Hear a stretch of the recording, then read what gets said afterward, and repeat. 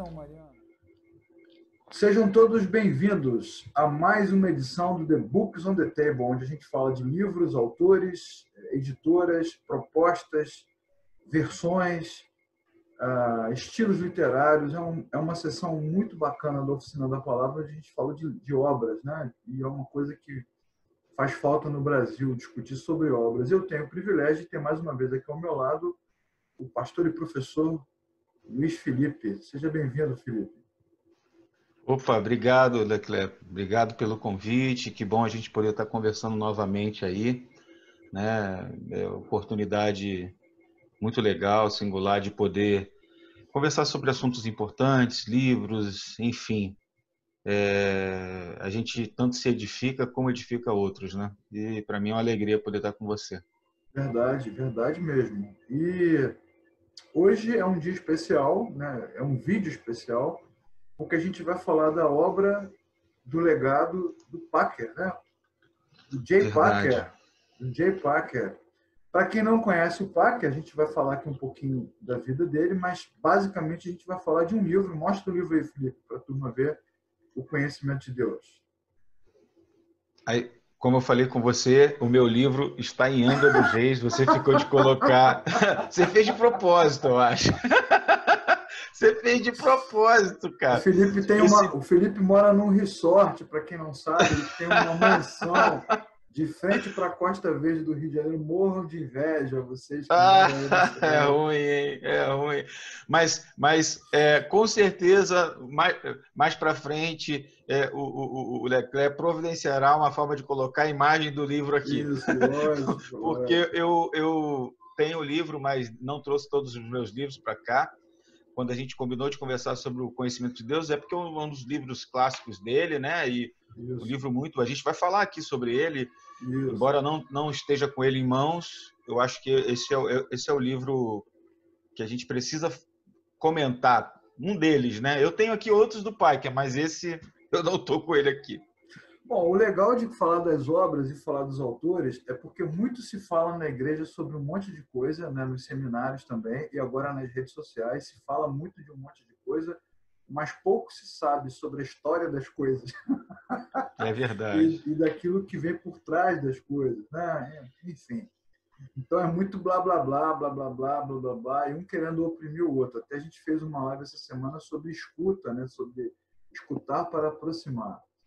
Então, essas lives, esses vídeos que a gente faz sobre autores, sobre livros, eles quebram um pouco os mitos, né? Eu gosto muito de tocar nesses pontos que quebram um pouco os mitos que a gente cria em torno dos autores, dos nomes, das obras. O Packer foi um teólogo anglicano, né? Um teólogo anglicano, muito especial. A gente pode encontrar vários sites e várias publicações que falam um pouco da biografia do Packer. Ele foi um teólogo anglicano que teve um encontro com o Senhor, né? Na sua biografia, no seu texto, na sua história, a gente percebe isso. Teve um encontro com o Senhor a partir de uma mensagem, de uma pregação que ele ouviu do C.S. Lewis, quer dizer, um dos caras privilegiados que teve a oportunidade de ouvir o C.S. Lewis. Inclusive, a gente está para fazer também uma live sobre o C.S. Lewis. Ele tem um encontro com o Senhor e ele começa, então, a aderir a um movimento que a gente chama de evangelicalismo, né, Felipe? Exatamente. Que é exatamente o combate ao movimento da santidade, porque no início do século XX surgiu um movimento que se chamava Movimento pela Santidade, que era muito mais uma busca pelo mérito humano, né, uma corrida pessoal de cada um querendo ser aprovado por Deus, do que propriamente uma mensagem bíblica consolidada. E aí o Packer se junta com nada mais, nada menos que Martin Lloyd Jones, que é outro monstro sagrado da teologia, e eles se juntam e basicamente dão consistência a esse movimento que a gente chama de evangelicalismo, que é o retorno às escrituras, que é o retorno à essência do evangelho. Quer falar um pouquinho sobre isso, Felipe? Em parceria aí com, como você mesmo disse, com Martin Lloyd Jones, né, e também John Stott, por que não dizer, né? Eles iniciam algo que realmente precisava acontecer na história, né? Porque a palavra de Deus, vez por outra, ao longo da história, ela precisa ser recuperada, precisa ser resgatada, o evangelho precisa ser resgatado. Parece que as pessoas saem um pouco dessa linha, né? Infelizmente, sai da linha do evangelho. E como você bem disse, o Jay Packer, ele, sabe, faz parte desse grupo, né? Nesse período, ele era um dos 3 líderes evangélicos mais influentes da Inglaterra que trabalharam essas mudanças, né? Inclusive, ele muda para o Regent College, em Vancouver, em 1979, né? E isso aumenta ainda mais a influência de Packer pelo resto de sua vida, né? Então, assim, embora ele tenha sido alguém muito humilde, um homem muito humilde que repudiou a ética do sucesso, os paetês, as plumas, os aplausos, a sua vida foi de fato uma vida de muito sucesso, né? Porque aquilo que ele escreve, aquilo que ele fala, o seu ministério é um ministério de grande influência, né? Sim, é uma pessoa muito simples, mas com um impacto ministerial por meio da simplicidade, a exemplo do próprio Senhor Jesus, simplicidade e profundidade, e esse grande homem aí que nos deixou, né, agora, recente, ele deixa para a gente um grande legado, um grande legado. E Legal. falar dele aqui, eu acho que é muito importante. Não, Né? Muito importantíssimo, né? importante. Importantíssimo. Antes da gente falar do livro, eu queria destacar também as virtudes, né, os pontos positivos e os pontos controversos do Packer, para você também comentar, para a turma saber. E aí é que está a questão das nossas discussões, né? São pessoas comuns, né? O Packer foi parceiro do Martin Lloyd Jones nesse movimento contra essa santidade antropocêntrica. É preciso lembrar isso, né, que os movimentos pentecostais do início do século XX levantaram uma linha de pensamento que estava muito centrada na autopurificação, que é o que todo mundo chama de movimento da santidade. Então, todo mundo querendo autopurificação, e o Packer se levanta contra isso, se levanta firmemente contra isso, né, de uma forma muito eficaz, se junta com o Lloyd Jones e com o John Stott, né, só gente fraca, né, fraquíssimos, trio fraquíssimo, para fazer o movimento evangelicalista. Entretanto, contudo, todavia, porém, o Packer, ele tinha uma linha de pensamento que a gente pode chamar de ecumenista, né? Ele trabalhava o tempo todo pelo diálogo com as outras denominações, inclusive ele faz parte de um movimento posterior, que é um movimento de união entre católicos e evangélicos, né?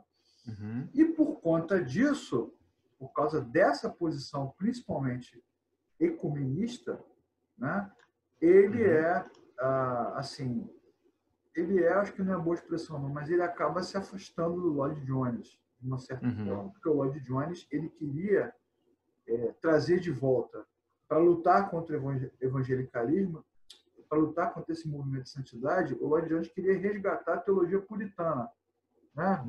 A gente pode até falar disso depois num outro vídeo. Eles começaram a fazer uns congressos, né, por teologia puritana, só que essa posição do Packer pelo ecumenismo acabou afastando os dois.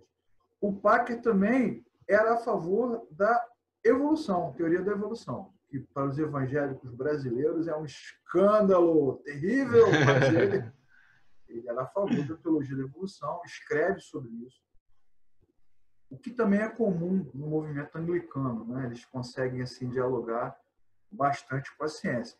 Interessante isso, né, Felipe? Porque ele tem pontos controversos, né, como, por exemplo, o ecumenismo, que para os evangélicos da América Latina é inadmissível, e a evolução, e tem pontos extremamente ortodoxos. Por exemplo, ele é radicalmente contra o ministério pastoral feminino, ele escreve contra isso.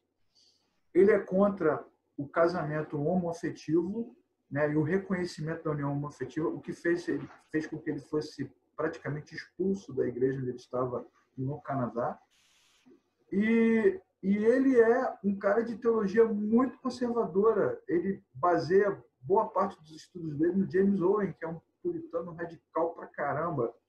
Então, o próprio Packer se denominava um teólogo piedoso, né, conservador, reformador piedoso, reformado piedoso. Quer dizer, isso é muito bacana, né, cara? Ele tem assim pontos controversos, difíceis de entender e pontos extremamente conservadores. E ele só conseguiu todo esse legado e todo esse reconhecimento que ele tem hoje por causa da doçura. Ele podia discordar da gente tranquilamente, nos ouvir, e talvez essa seja a grande marca do trabalho do pai. Exatamente, é o que talvez tem sido mais levantado ultimamente, né, com essa questão do falecimento dele, de que ele era um cara extremamente doce, né, que é capaz de dialogar com o diferente sem criar, como eu costumo chamar, de cavalos de batalha, né? Pensa diferente de mim, tem que morrer, tem que morrer. Tem gente que acha assim, tem que ir para a fogueira, tem que ir para a cruz. Eu penso o seguinte: teologia, a questão de pensamento, epistemologia, filosofia, tudo vai ter momentos que a gente vai ter conflitos, isso é natural, né? Acho que é natural. Lógico. Eu acho que o problema é quando isso se torna uma contenda, quando a gente deixa de conversar, quando a gente faz disso um motivo de discórdia. Então, eu acho que isso é sinônimo de infantilidade, de meninice, né, teológica, de uma pessoa que não sabe, muitas vezes, trabalhar e conviver com quem pensa diferente dele, dela, né? Então, assim, o J. Packer, ele deixa para a gente um exemplo de que é possível, né, pensar diferente e, ao mesmo tempo, você conseguir caminhar. Porque eu ouvi esses dias um teólogo contemporâneo, novo, jovem, falar, e eu achei isso muito interessante, Leclerc, que é o seguinte: há mais dentro do evangelicalismo, dentro do cristianismo, dentro do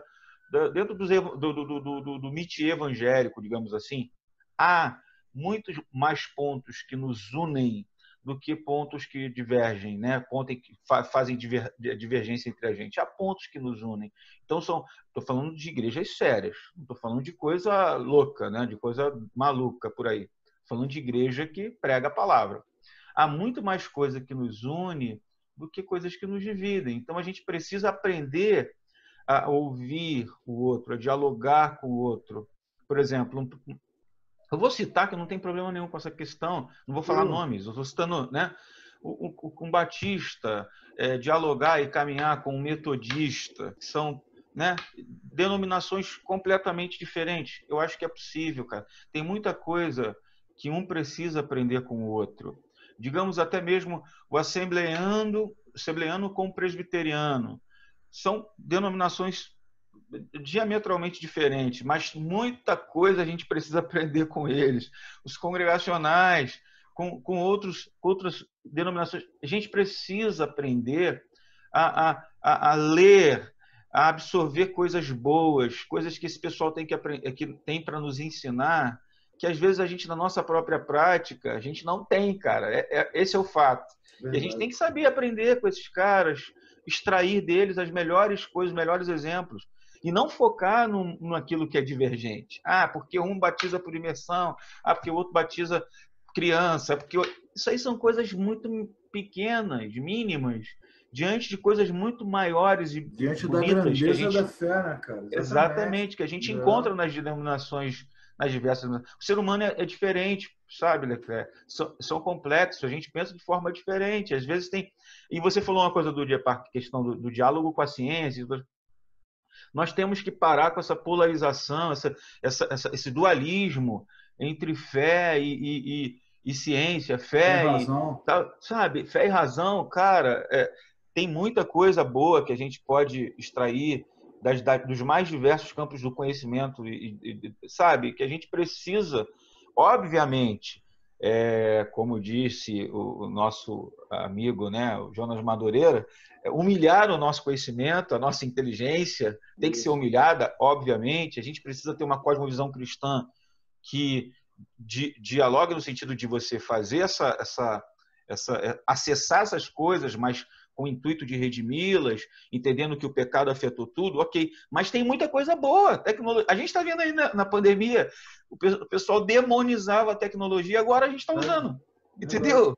Então, a questão da ciência, a questão da filosofia, a própria questão da psicologia. Então, a gente precisa ter muito cuidado para não jogar no lixo e querer dar descrédito nessas coisas. E o Jay Packer aqui, faz né? isso. Eu acho que fica aqui a nossa contribuição, né, do canal, minha e sua, principalmente para estudantes, né? Eu acho que a gente precisa trabalhar agora, principalmente focando nos jovens, né? Nós precisamos de renovar o pensamento teológico, renovar o corpo eclesiástico da Igreja brasileira, porque infelizmente as pessoas ficam fechadas dentro dos seus próprios círculos, ouvindo sempre as mesmas pessoas dentro do seu próprio quadrado e depois não conseguem aceitar nada diferente daquilo, né? Como já nos ensinou Platão aí na parábola da caverna, né? O cara só enxerga a vida pela sombra e depois não consegue perceber nada.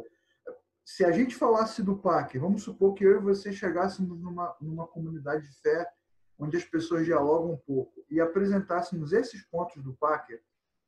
Olha, o Packer, ele defendia a evolução, defendia talvez não seja uma palavra forte, mas ele tinha um diálogo bom com a ciência. O Packer também defendia assim, o ecumenismo, o diálogo. Então, muita gente poderia se levantar, é um absurdo, esse homem era contra a palavra de Deus. Só que as pessoas não sabem é que o Packer é um dos caras que assina a Confissão de Chicago, né? Ele assina a Confissão Clássica da Inerrância Bíblica. Quando hoje o que a gente mais vê é um monte de gente tentando desmontar a inerrância, né? Verdade. E ele, mesmo com esses pontos controversos, ele assina a confissão que a gente tem, o texto padrão para definir inerrância. Então, isso mostra, e fica aqui a nossa contribuição, né, e também a nossa provocação, isso mostra que uma teologia saudável ela é feita de diálogo, ela é feita de pontos conservadores, ela é feita de portas também para outras possibilidades, e isso traz um equilíbrio. Eu nunca vou esquecer, Felipe, a oportunidade que eu tive de ouvir e depois conversar com o Kevin Van Hooser, né, um dos caras por quem eu tenho mais admiração hoje. E ele num debate, né? um debate muito bacana sobre calvinismo e arminianismo na conferência de teologia, no Congresso de Teologia Vida Nova em São Paulo. Ele falando de como esses debates, como essas discussões se completam. Como um ajuda o outro a ter uma compreensão melhor da Escritura, da experiência, da vida cristã, das doutrinas. Então, isso é muito legal, né? Essa cabeça aberta. E eu espero que, a partir dessa live que a gente está fazendo, os nossos amigos que estão nos assistindo se interessem mais pelas obras do Packer, do Lloyd Jones, do Owen e de tantos, do Baxter, né? Que, inclusive, o doutorado do Packer é baseado na obra do Baxter, né? É demais para mim, cara. Não dá para mim, não. Sou muito fraquinho perto desses caras. E quando isso acontece, como você mesmo falou, de uma maneira saudável, quando a pessoa consegue dialogar sobre pontos divergentes com tranquilidade, né? Sem pedras nas mãos, isso. Como você mesmo disse, todo mundo sai ganhando. Eu fico assim, muito preocupado, rapaz, quando... Esses dias eu coloquei uma pergunta no Facebook sobre pregação, o que você acha que é mais difícil de pregar, não sei o quê, não sei o que lá. Sabe o que a pessoa respondeu? Eu acho difícil entender o arminianismo, o calvinismo, a eleição, a predestinação. Cara, pelo amor de Deus, peraí, eu estou falando de uma coisa simples, você lê o texto, às vezes não conseguir compreender, você já está querendo ir para pontos que são pontos de divergência e que tem dividido tanta gente. Esquece isso por enquanto. Às vezes os alunos do seminário ficam até meio assim comigo, porque quando eu chego, às vezes, uma primeira aula no seminário novo que eu vou dar aula, eu falo assim, pelo amor de Deus, nossa matéria aqui é Antigo Testamento, teologia pastoral. Não, vamos falar de calvinismo e arminianismo. Sabe por que a pessoa parece que só quer falar sobre isso? É por isso, Parece é que tem por isso, prazer. é por isso que eu desejo, oro, peço a Deus e trabalho para uma renovação eclesiástico-teológica. Eu estava vendo uma live essa semana também de um teólogo famoso aí, e assim, você vê a presunção, a arrogância dos caras, né? O cara falando, não, porque eu nunca vi, ele citou um texto, um determinado texto da Bíblia, e disse, eu nunca vi ninguém ensinar esse texto corretamente. Obviamente, ele está dizendo que só ele, somente ele, em todo o universo, em todo o cosmos revelado, tem capacidade para ensinar. Então, isso mostra a arrogância, a presunção, a prepotência do nosso tempo. E você sabe, né, Felipe, que a prepotência, ela nasce da ignorância, né? Num país onde se apregou a rasgar livros e condenar autores, né? É isso. Quanto mais ignorante, quanto menos acesso ao conhecimento, mais presunçosos nós somos. É por isso que nós vamos falar sobre o conhecimento de Deus.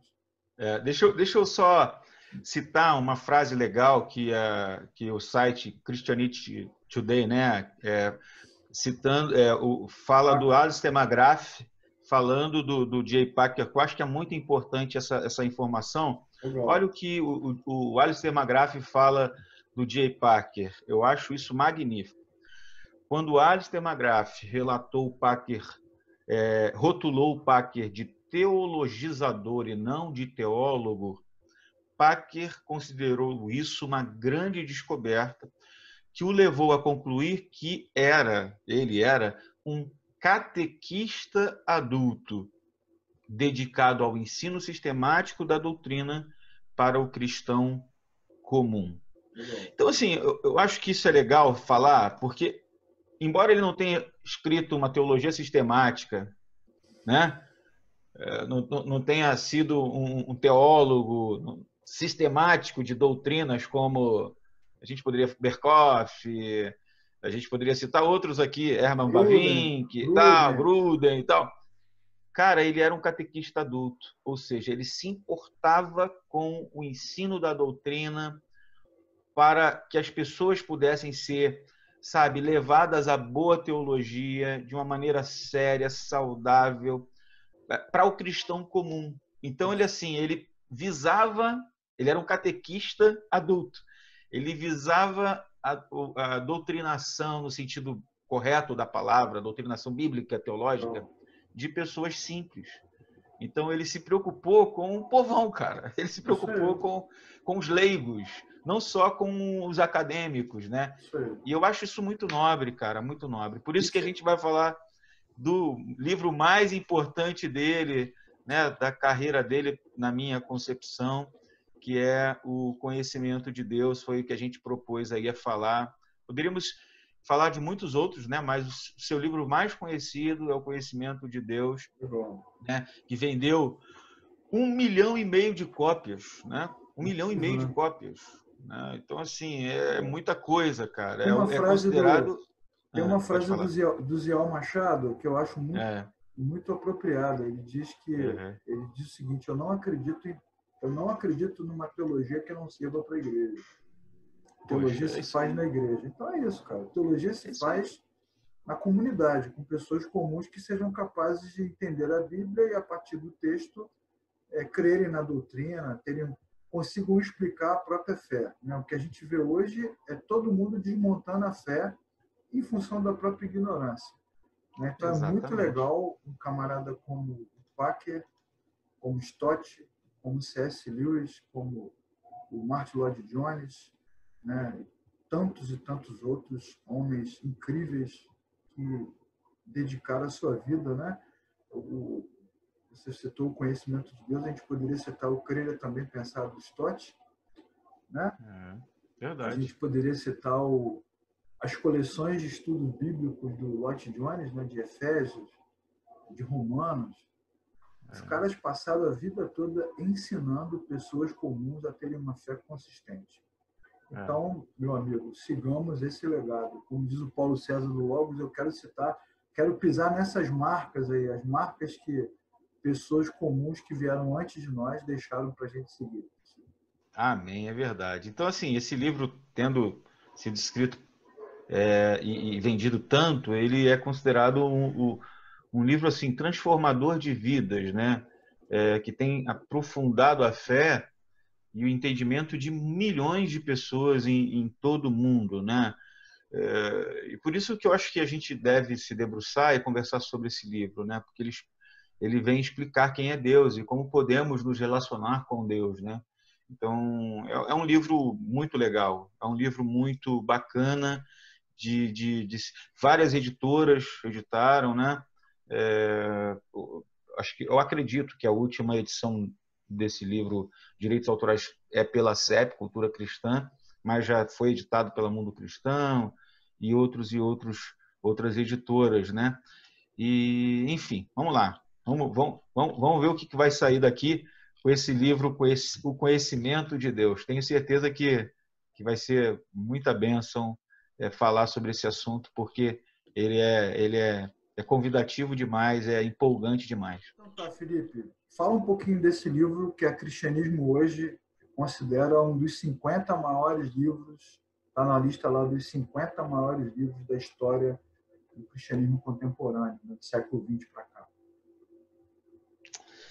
Então, Leclerc, assim, essa obra, cara, ela, para mim, ela é uma obra muito importante, porque ela trata de temas muito importantes, né? E como o próprio J. Packer, ele considera, logo no prefácio do livro, que ele mesmo escreve, né, na primeira edição, no prefácio do livro, na edição da editora Mundo Cristão. Inclusive, há muito tempo atrás, eu tive assim, a oportunidade de falar para jovens teólogos, e eu transcrevi, né, esse prefácio. Ele diz que nós estamos hoje, né, por assim dizer, diante de muitos desafios, né?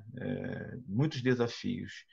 Primeiro, essa questão de tendências infelizes que parecem ter produzido o estado de coisas que a gente vivencia, que a gente passa hoje. Que em primeiro lugar, ele fala da tendência que é a mentalidade cristã, que se adaptou aí ao espírito moderno, ou seja, o que gera grandes ideias humanas e deixa espaço apenas para pequenos pensamentos sobre Deus.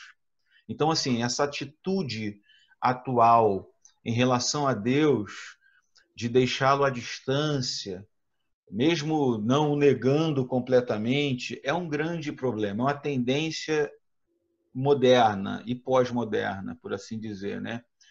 Só que a ironia disso é que os cristãos modernos, preocupados em manter as práticas religiosas em um mundo sem religião, têm eles mesmos permitido que Deus se torne distante, porque, infelizmente, o conhecimento de Deus ele acaba ficando enclausurado, recluso ao templo, clero, domingo, culto. Então, assim, a teologia ela não vai para a rua, ela não se torna pública, como o próprio Kevin Van Hoosen fala, né? Então, assim, o que eu acho legal é que o J. Packer levanta, há um bom tempo atrás, um assunto que é de extrema atualidade, atualização, está muito atual, né? Então, assim, pessoas com uma visão mais clara das coisas, percebendo essa situação, são tentadas a se afastar da igreja, um tanto desgostosas, para buscar a Deus por si mesma, porque percebem que às vezes a igreja ela segura essa informação, né? Exemplo dos nossos colegas católicos, né? Que durante muito tempo fez esse dualismo entre leigo e clero, onde o conhecimento de Deus se restringia a um grupo de pessoas. Então parece que esse assunto ele é apenas para dentro, só para alguns, né? E não é. A palavra de Deus precisa ser pulverizada no sentido de ser proclamada, de se tornar pública, né? Proclamada, precisa contagiar tudo e a todos. E o J. Packer levanta essa questão logo no prefácio do livro. Outra coisa é uma segunda tendência, que é a tendência de uma mentalidade cristã que vem sendo confundida pelo pelo ceticismo moderno, né? Então, ele fala sobre essa questão também, ele levanta essa questão. Assim, então, ele explica quem é Deus e como podemos nos relacionar com Deus, e ele divide o seu livro em 3 partes muito legais, né? 3 partes muito legais. A primeira parte fala sobre conhecer o Senhor, propriamente dito, depois contemplar o Senhor, né? E fala também sobre a questão de se Deus é por nós. Então, a primeira dirige nossa atenção para como e por que conhecemos a Deus. A segunda vai destacar os atributos de Deus. E a terceira parte do livro fala dos benefícios que nós usufruímos, que são usufruídos por aqueles que conhecem intimamente a Deus. Então, assim, é um livro muito legal, muito rico no seu conteúdo. É um livro fundamental, de ótima teologia. O que mostra que devocional não se faz de forma superficial, né, cara? Assim, porque aqui no Brasil a gente ficou com essa ideia de que culto devocional, ou já fiz o meu devocional agora de manhã. O cara lê um versículo e faz uma reflexão, como se estivesse baixando lá uma frase do Instagram, do Pinterest, né? Uhum. E o devocional que traz luz à mente e aquece o coração, como diria o Jonathan Edwards, ele precisa de uma boa base teológica. O que é legal na obra do Packer é isso. Ele é um teólogo de primeira linha, poderosíssimo no conhecimento, que se propõe a trazer esse tipo de esclarecimento que qualquer pessoa pode ler. A gente quer aqui, eu e o Felipe, motivar você que está assistindo esse vídeo. Se você não leu ainda o conhecimento de Deus, leia rápido. Porque hoje você tem até no Kindle, tem N possibilidade de leitura. Leia logo, porque é uma obra do meado do século XX, atual pra caramba e acessível. Mais ou menos o que o Gruden fez na teologia sistemática, mais ou menos como o John Stott escreve as suas obras, né? Mais ou menos como o Ronaldo Lidório define missão. Esses caras conseguem traduzir a boa teologia de uma forma fácil, acessível a qualquer pessoa. É verdade, Leclerc. E assim, os pontos que são tratados neste livro vão fazer com que as pessoas que leem esse livro, eles automaticamente revisitem temas da Bíblia muito importantes que, de fato, elevarão o seu nível de espiritualidade e intimidade com Deus. Por quê? Porque, primeiro, vai falar sobre essa questão do conhecimento de Deus, que tem uma ideia aí de fazer com que a gente dirija a nossa atenção para como e por que a gente pode conhecer a Deus. Deus é um Deus que deseja ser conhecido, Leclerc. Ele deseja ser conhecido. Então, assim, ele se revela em sua palavra porque ele quer ser conhecido. Obviamente, a palavra de Deus, escrita, não é a única forma de revelação. Deus se revela de muitas outras formas. Se revela na natureza, se revela na própria consciência humana, no governo dos homens. Ele se revela de muitas formas, através até das circunstâncias. Deus é livre, né? E a principal revelação é o próprio Cristo Jesus, que é a revelação de Deus. Só que a Escritura fala detalhes acerca de Deus. Então, se a gente quer conhecer a Deus, passa pelo viés da intelectualidade. A gente não pode esquecer disso. A palavra de Deus chega à nossa mente, depois vem ao nosso coração. Então, a gente precisa conhecer a Deus, né, estudando sobre a palavra de Deus, indo ao texto bíblico, indo ao texto sagrado. É interessante, só para ilustrar, né? Eu posso dizer assim que eu conheço, por exemplo, eu conheço o ator fulano de tal americano, eu conheço o político famoso. Eu conheço a Capela Sistina. A Capela Sistina, exatamente. Só que eu conheço de ouvir falar, eu conheço de fotografia, eu conheço porque alguém me falou que é legal. É diferente de eu ter, né? Eu viver, experienciar aquilo. E a experiência envolve empirismo, obviamente, envolve coisas transcendentais, mas envolve coisas muito simples e básicas que têm a ver com a razão, que tem a ver com a sua própria busca pessoal ali, a sua Legal. leitura. A fé Eu acho que fé cristã é cognitiva, né, cara? Não adianta. é Primeiro você cognitiva. entende, né? Primeiro você crê, porque Uhum. a fé salvífica, ela é transcendente. Depois você vai à palavra de Deus, e a palavra de Deus, então, traz compreensão a essa fé transcendente. Então, primeiro a gente crê, depois a gente entende, e tem que entender para poder viver. Eu quero aqui indicar para quem gosta de filme um clássico do cinema que é o Gênio Indomável, com o Matt Damon e o Robin Williams. E é uma cena famosíssima onde o Robin Williams, que é o psicólogo que está tratando lá o gênio matemático, que é o Matt Damon, ele vai dizer isso para ele: você tem muita informação na sua cabeça, porque você lê os livros. Então, se eu te fizesse uma pergunta agora sobre direito, você citaria os maiores advogados e juízes. Se eu fizesse uma pergunta sobre arte, você falaria sobre cores. Se eu fizesse uma pergunta sobre a Capela Sistina, você falaria sobre Michelangelo, mas você nunca esteve lá. Você nunca entrou na capela, você nunca sentiu o cheiro, você não sabe nada, o seu conhecimento é vazio. Então, nesse sentido, eu me lembrei agora de uma palestra que eu dei também ano retrasado, já em 2018, e abrimos para perguntas, né? E um camarada levantou, vou citar exatamente o que você falou aqui na primeira parte da nossa conversa. Ele levantou: não, porque o calvinismo trata dessa e dessa questão, porque Calvino trata dessa que as pessoas não entendem, tal, e falou, fez um comentário e fez uma pergunta. Aí eu falei o seguinte: mas você leu as Institutas? Pronto, acabou. Então, na verdade, assim, muito se fala sobre a Bíblia, exatamente, e não se lê, cara. Então, você me desculpem, amigos que estão assistindo os nossos vídeos. Não adianta você procurar um seminário teológico para suprir a sua carência bíblica, porque na minha igreja eu não aprendi a Bíblia. Você precisa ter o interesse, ter o desejo, ter a vontade de ler a Bíblia diariamente, porque nenhum teólogo substitui o poder do Espírito Santo. Não subestime jamais o poder do Espírito Santo de plantar fé no seu coração. Esse conhecimento bíblico não se aprende em lugar nenhum, nem na igreja local. Ainda sorte, né? Bem-aventurado, vou inventar um versículo agora.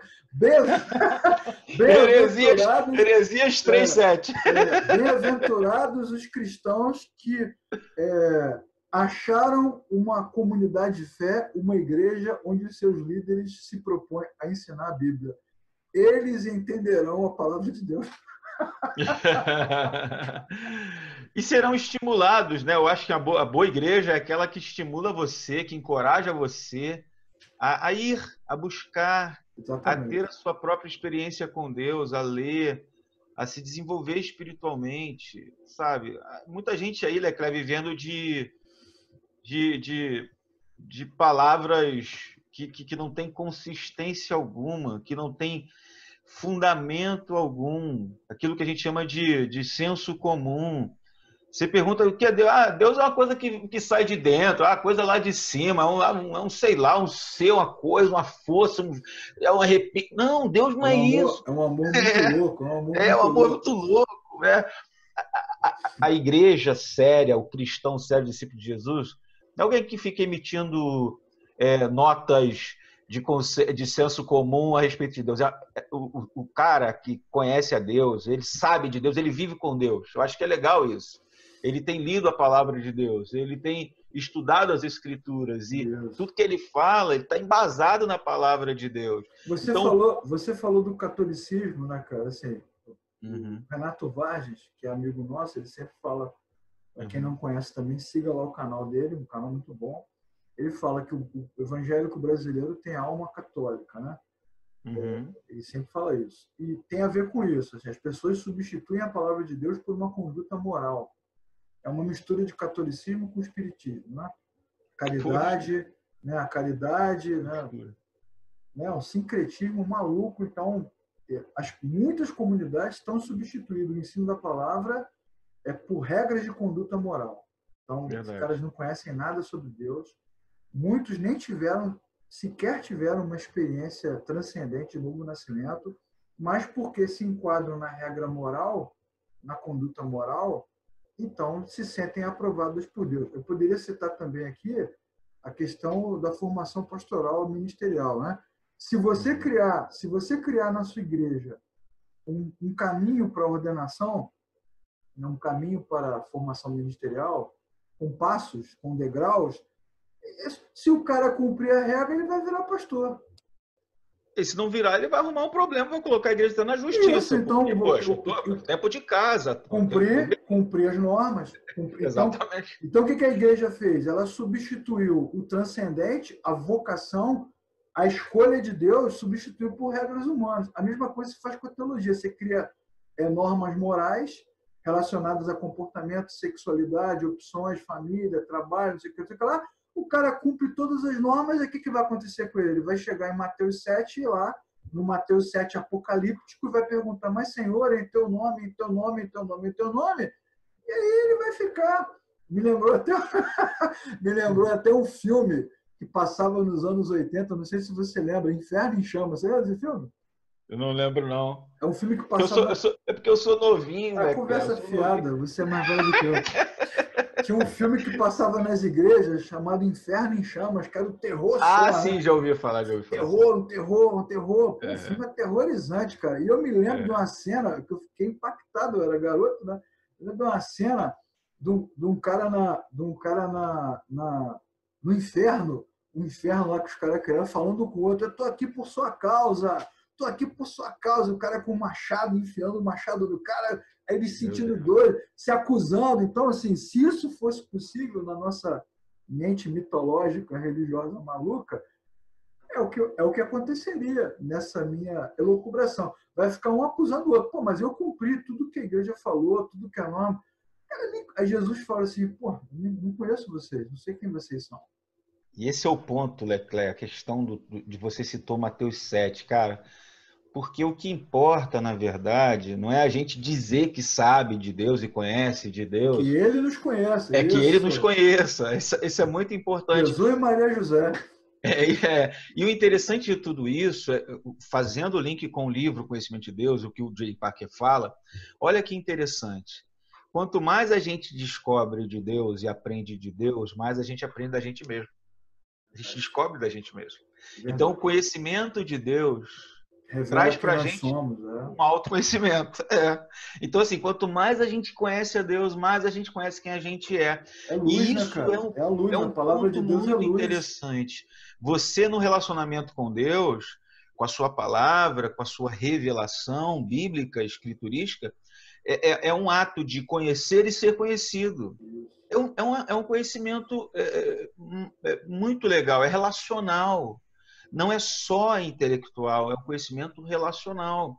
Tanto que orar é diálogo, é você falar e você ouvir. Ler as escrituras, como eu falei, você conhece e você é conhecido. Ou seja, cara, esse livro é muito legal por causa disso, que ele vai te trazer essas lembranças, ele vai te trazer coisas como essas aí para você pensar, para você lembrar. São coisas que a gente se esquece, entendeu? Então, assim, Deus se relaciona com o homem falando através da Bíblia. Deus é o Senhor, Ele cuida da criação, Ele governa o mundo. Ele é o nosso Redentor e Salvador. Ele resgata o homem através do seu amor ativo e soberano. Ele atua de forma contínua em três pessoas, Pai, Filho e Espírito Santo. E o homem, então, quando conhece esse Deus, ele é conhecido e então ele deve responder a Deus com confiança, com obediência, com fé, com adoração, com louvor, com submissão, com serviço. E é exatamente isso que é religião verdadeira. Não é esse blazer, essas coisinhas que a gente tem visto por aí, não. Esse cumprimento de regras, essa questão de moralidade. O que é o bom crente? O bom crente vai à escola dominical, vai vestido de terno e gravata, leva a Bíblia debaixo do braço como se fosse desodorante, vai em todos os cultos, dá o seu dízimo todo dia, faz não sei o quê, cumpre a sua obrigação. Esse é o bom crente. Bom crente não vai ser isso, gente. O bom crente vai muito além disso. Vai além da religiosidade. O bom crente é aquele que, de fato, conhece o seu Deus e, a partir desse conhecimento, sabe o seu papel, conhece sua posição, sabe qual o seu lugar na missão. Então, é isso que é legal desse livro. Esse é o ponto, cara. A gente precisa resgatar isso, sabe? Só olhar para a Escritura, né, Felipe? Como como Deus sempre se revela a homens e mulheres em estado de fraqueza, né, cara? Estado de calamidade pessoal, assim, estado de fragilidade, estado de coração fechado, né? No caso de É, Paulo, e um, é, coração e um pobre, no caso de tantos e tantos outros homens e mulheres. E essa fato. revelação de Deus traz luz. A luz mostra a pobreza do homem, tanto que vários deles querem a morte ou querem fugir da presença de Deus, não porque é um Deus pagão aterrorizante, mas porque a luz de Deus revela a fragilidade humana. Verdade, é verdade, é E verdade. aí, meu irmão, É. Ontem eu estava ouvindo um presbítero da nossa igreja pregar e ele pregou sobre a mulher samaritana. Então, veja só como que é interessante o que você acabou de dizer aí, em relação à luz, esse conhecimento da nossa própria fragilidade. Isso tudo passa pelo conhecimento de Deus. O que aconteceu com a mulher samaritana? Ela foi lá, queria fugir de Deus, queria fugir dos outros, queria fugir de si mesma, queria fugir dos problemas, queria fugir de tudo. Ela não queria encontrar com ninguém. Só que Deus, através do seu filho Jesus, a maior de todas as revelações, tinha um propósito na vida daquela mulher de encontrar com ela naquele dia. E encontrando com ela, através daquele diálogo, água, coisa simples, deve dar um pouquinho d'água, não sei o quê, mas qual é o ponto? Eu sei que Deus é aquele Deus que fala, que se revela, que se manifesta, que a gente se relaciona no monte. E eu sei que os judeus e tal se revelam em Jerusalém, no templo. Onde é que eu encontro Deus? Onde é que eu encontro Deus? E Jesus falou uma coisa muito legal. Nessa troca de diálogo de água, porque Jesus é aquilo que ele oferece, ele não é só aquele que dá a água, ele é a água. Ele fala assim, se você conhecer quem é que está te pedindo, tu é que vai pedir. Ou seja, o conhecimento acerca de Jesus, acerca do nosso Deus, vai fazer com que a gente reconheça uma necessidade nossa de beber da água, entendeu? Então, tudo passa por esse conhecimento, cara. Quando a conheçamos gente... e prossigamos em conhecer o Senhor, né, cara? Exatamente, Oséias 6,6. Quando a gente conhece esse Deus, a gente vê quem a gente é, o quanto a gente precisa dele, do rei, da graça dele. E a gente vai correndo, me dá de beber dessa água. Mas ainda é meio confuso, meio ignorante na fé ainda, a gente não entendendo muito bem. A gente vai achar que isso aí é uma coisa maravilhosa para a gente crescer na vida, para a gente se projetar, né? Me dá dessa água aí, eu vou vender. É o coaching, é o que está tava, né? Não está mais, né? Porque a pandemia Deu uma estiada. Ajudou nisso também, porque o turma do coach está quietinho agora, né? Exatamente. Mas Mas aí isso, né? nessa busca, só para concluir rapidinho, passo de passo, nessa busca, né, até mesmo na nossa ignorância de a gente querer saber quem Deus é, o que ele faz por nós para acalmar nossa carência e necessidade, afagar os nossos desejos, caprichos, afeições, ego, aí a gente vai descobrir que esse Deus é um Deus que ele está muito mais interessado em tratar coisas profundas do nosso coração, aonde lá dentro a gente guarda os nossos ídolos, entendeu? E a gente só conhece isso a partir da palavra de Deus, cara. Quando ela fala, me dá de beber, chama o seu marido. Então tem coisas que precisam ser tratadas profundamente no seu coração. Aí ela conhece um pouco mais de Deus. É uma revelação progressiva ali acerca de Deus, né? Agora eu vejo que tu és profeta. Daqui a pouco ela entende que Jesus é o Messias. Eu acho que esse é o ponto. É uma reaproximação, né, cara? A Bíblia, nesse ponto, a partir do momento que o coração do homem desperta da morte para a vida, ressuscita, nasce de novo, a Bíblia promove essa reaproximação entre a criatura e o Criador. É isso. Exatamente, é um processo gradativo, diário, de reaproximação, uma vez que agora a nossa mente, como o apóstolo Paulo vai nos ensinar, está dividida, né, entre o velho homem e o novo homem, está encharcada de conceitos modernos, pós-modernos, hipermodernos, está encharcada do eu, também a Bíblia fala muito sobre isso, sobre a morte, sobre negar-se a si mesmo. Então, tem que haver uma redescoberta, né? Esse novo homem que surge lá dentro, ele tem que sair empurrando o mato, né? Avançando por dentro da mata aí, para poder reocupar o seu lugar. Indo para o final, Felipe, da nossa live, que está muito boa, um papo muito legal sobre o Packer, sobre conhecimento, sobre Eu queria que você destacasse os pontos mais importantes do livro para a turma poder conhecer um pouco mais e se interessar ainda mais pela obra. Tá, eu vou tentar ser bem sintético, resumido no que eu vou falar aqui agora. Umas 2 horas, assim, tranquilo. Só fazendo um link com o que você falou e entrando nos principais pontos do livro. Eu vou mais ou menos sumariar, né, o livro, mas veja só que interessante você falou. O ser humano, ele naturalmente está afastado de Deus. Romanos 3 vai dizer que não há quem busque a Deus, não há quem entenda a Deus, não há nenhum sequer. Então, veja como Deus é maravilhoso e ele se acomoda à nossa realidade e se revela a nós. Aquele princípio teológico chamado de acomodação. Ele se acomodou, ele quer ser conhecido e ele mesmo faz o movimento para que a gente o conheça. Ele mesmo vem até nós. E como é que ele se revela? No livro, a gente vai aprender o seguinte. Primeira parte que eu falei sobre a questão do conhecimento de Deus. Estudo sobre Deus, a gente conhece, é um povo que conhece a Deus, os cristãos, os salvos, deveriam ser chamados ou denominados como povo que conhece Deus. Verdade.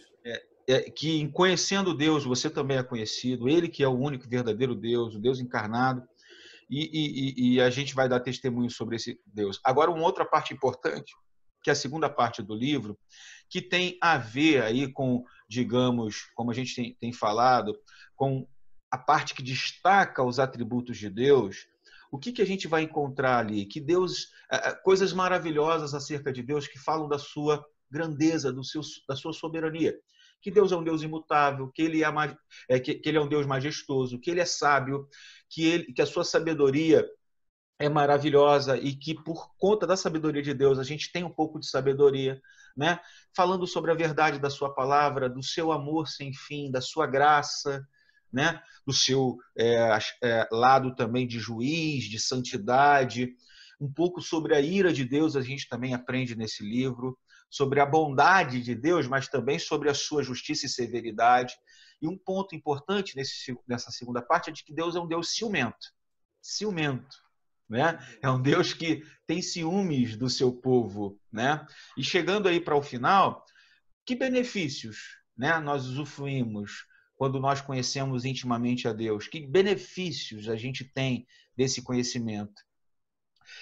Quando a gente conhece a Deus, a gente vai conhecer um pouco sobre o coração do Evangelho, né? E quando a gente conhece o coração do Evangelho, a gente descobre algo muito importante que Deus revela em sua palavra, quando ele revela de si mesmo, quando ele revela a sua história, quando ele revela o seu plano salvífico, ele vai mostrar para a gente que nós somos filhos dele. Nós somos filhos de Deus. Essa é a terceira parte, que a gente usufrui desse conhecimento. Fomos chamados seus filhos a partir da fé em Jesus Cristo, né? Então, assim, ele é aquele que nos guia em momentos difíceis, momentos de provação, de tribulação, dificuldades e, sobretudo, ele é suficiente para nós. É isso que esse livro vai mostrar para a gente. Então, eu recomendo, mas muito altamente esse livro, sabe? Com uma recomendação bem grande em letras garrafais. Leia, coma esse livro, faça isso em oração, que eu tenho certeza que vai ajudar muito, muito mesmo, aqueles que estão nos ouvindo e vendo, né? Os webers espectadores, a crescerem na fé e no conhecimento de Deus. E eu fico muito feliz de poder falar isso aqui junto com você, né? No Oficina da Palavra, nessa live, porque assim, eu não sei muito de filmes e cultura, como você sabe, né, Leclerc? Você citou vários filmes, eu fiquei aqui só babando. Eu falei, pô, cada parte, cada parte que a gente conversou, cita um filme, eu não tenho essa capacidade, mas falar um pouquinho desse livro, para mim, é muito legal, né? Porque eu sei que se a pessoa não conhece o livro, vai ser muito edificada e abençoada por esse livro escrito por esse teólogo maravilhoso aí, J. Packer, esse catequista adulto que deixou a gente, mas deixou um legado, deixou muita coisa boa para a gente ler. Eu tenho um livro aqui que são os Vocábulos de Deus, do J. Packer. Olha só, ele reúne vários tópicos interessantes da Bíblia, da teologia, mas de uma maneira muito simples, vocábulos de Deus, né? Então eu recomendo o conhecimento de Deus, fica aí a dica. Tá? E obrigado, Leclerc, por ter me convidado. Obrigado, Felipe, por ter participado. A gente sempre tem boas conversas, né, nas nossas lives, já falamos sobre bons assuntos. Eu quero aqui aproveitar a oportunidade para incentivar você que está nos assistindo a ler os clássicos, né? Em função dessa pós-modernidade, a gente acaba se enchendo de conteúdo novo, e esquece o legado literário de bons autores do passado. Stott, Bunyan, Packer, Owen e tantos outros, né? Autores incríveis aí da década de 60, da década de 50, Berkoff. Sproul. Nossa, Sproul é maravilhoso, né? De todas as linhas de pensamento. Eu acho que o bacana é isso, é você ter assim coração aberto para ler essa galera toda, sem nenhum tipo de filtro. E aí o conhecimento vai ajudando você a filtrar. Quando eu digo filtro, não é o filtro bíblico, né? Não é o filtro doutrinário. Estou falando do filtro mesmo ideológico, né? Que às vezes o filtro ideológico, o cara tem um pensamento, aí vai, não vou ler esse cara, porque esse cara só fala bobagem. Tinha um professor do seminário, quando eu dava aula na escola de pastores, há muitos anos atrás, ele dizia, não vou ler Lloyd Jones porque ele é prolixo. Se quisera Já ouvi dizer que ele é chato. Pô, quisera eu ser prolixo e chato igual o Lloyd Jones. Eu já ouvi dizer, ele é muito chato. Pois é, cara. Aí você cria um filtro ideológico, né? Me lembra, já que você falou que eu gosto de citar coisas, me lembra a famosa fábula da raposa e da uva, né? A raposa lá tentando pegar a uva, não conseguia. A gente da literatura não pode esquecer dessa fábula nunca. Aí vem o macaco, né? A raposa pula tantas vezes não consegue pegar a uva. Aí vem o macaco, deixa pra lá. Deixa pra malandro, lá. né? Não gosto de uva mesmo. Tá cansada, dona Raposa? Não gosto de uva mesmo, não consegue alcançar. É isso. Eu acho que assim, o legal é a gente ler tudo, ler todos, né? Todos os autores, dialogar com eles e conversar. Essas conversas que a gente está tendo aqui são boas, porque nos ajudam a esclarecer. E aí, depois de ter lido, né? Essa semana também eu publiquei no meu Instagram, Felipe, um vídeo pequenininho do Paulo Freire.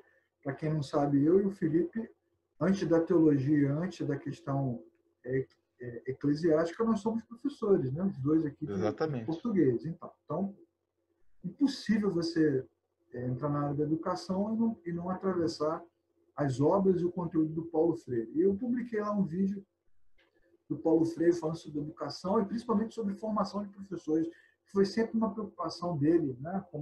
Eu vi o vídeo. Isso. Aí o cara vai lá, escreve no Instagram lá, porque o Paulo Freire trouxe a ideologia, não sei o quê, blá, blá. Ok. Aí depois eu perguntei para ele, num outro canal, perguntei para ele, cara, você leu Paulo Freire? Aí ele disse, eu não preciso ler Paulo Freire para criticar. Precisa ler. Esse é o problema nosso, sempre. É aquilo que a gente estava conversando antes. Exatamente. Porque o cara pode ter um monte de defeito, cara, mas muita coisa ele contribuiu, muita coisa ele trouxe de bom. Exato. Como que você vai falar, cara, do calvinismo sem ter lido as Institutas? Como você vai falar do arminianismo sem conhecer o movimento teológico pentecostal do início do século XX? Como que você vai falar de eleição e predestinação? Rasga a Bíblia, então, arranca essa página de lá, já que você não concorda. Está escrito lá. Sem ter lido. Exatamente. Então, esse filtro ideológico maluco é que precisa cair. O filtro bíblico precisa permanecer. Essa live, como outras que nós fizemos e outras que virão, se Deus permitir, é para motivar você a ler. Não importa. Inclusive, outro detalhe, Felipe. Outro dia eu estava conversando sobre confissão positiva, né? Assunto bom para a gente conversar também. Vamos fazer uma live sobre treta, só sobre treta. Está falando de confissão positiva, teologia da prosperidade, aquelas coisas, né? Maldição hereditária.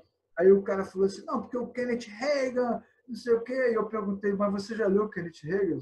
Não li, não preciso ler. Precisa, porque até o Kenneth Hagin com as suas maluquices lá, a Mary Hickey, né? o Peter Wagner, eles também eram cristãos, cara, com as suas maluquices, como nós acabamos de falar do Packer, que erudito, ortodoxo, mas também com as suas ideias controversas. Vou encerrar a live mostrando o lançamento da Vida Nova aqui, ó. Fé ativa. Então aguardem aí do Packer. Aguardem, eu nem abri, está no plástico, acabou de chegar. Aí, Sérgio, Jonathan, acabou de chegar. Logo, logo aguardem aí live sobre essa obra aqui do Packer, novinha para você. Felipe, obrigado, tá? Nada, querido. Obrigado você. Obrigadão. Valeu. Um abraço para todo mundo. Abraço.